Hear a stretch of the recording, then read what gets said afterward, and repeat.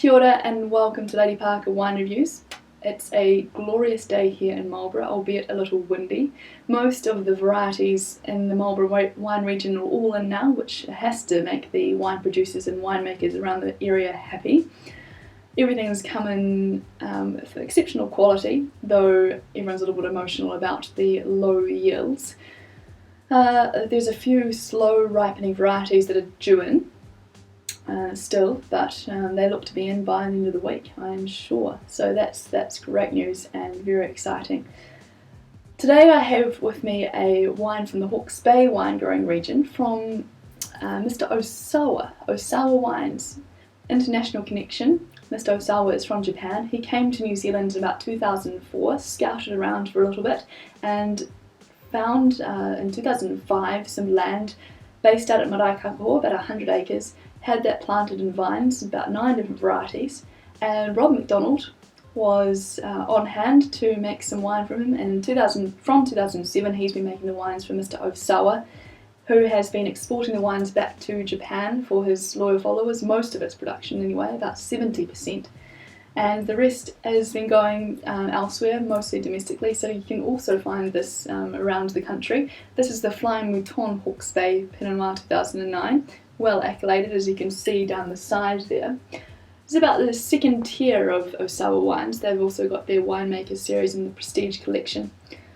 I was really quite taken with this Pinot, which I'm going to pour out in my glass for you now to try with you. Hawke's Bay as a wine region is not well known for producing Pinot Noir, but I think this is one of the best Pinot Noirs I've tried from the Hawke's Bay region. Very aromatic, beautiful perfume. It's got some bottle age on it now, so there's some lovely animalic, earthy, mushroomy sort of characters coming through, as well as your high notes, the cherry and the raspberry.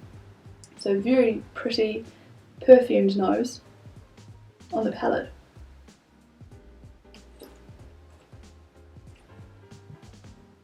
Again, it's well balanced. It's got good weight, good texture, good mouthfeel.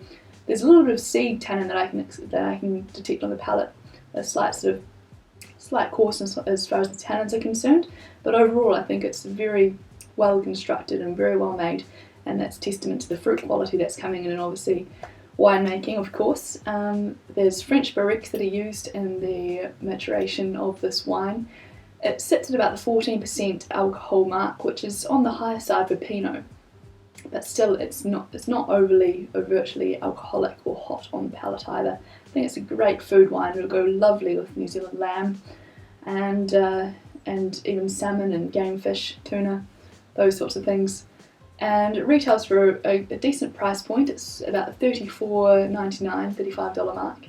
So I think anyone who's after a Hawke's Bay Pinot Noir of good quality and really speaks the varietal itself and is very typically pure of the variety, and I think this is a great option to go for. It's a great label, Flying Mouton. There's also the Flying Sheep range as well, and I think all entities involved have done a great job with this wine, so I'm going to give it a rating of 91 points. It's Lady Parker Wine Reviews for this evening, and I hope you do enjoy if you get to try the Flying Mouton Pinot Noir from Hawke's Bay. Cheers.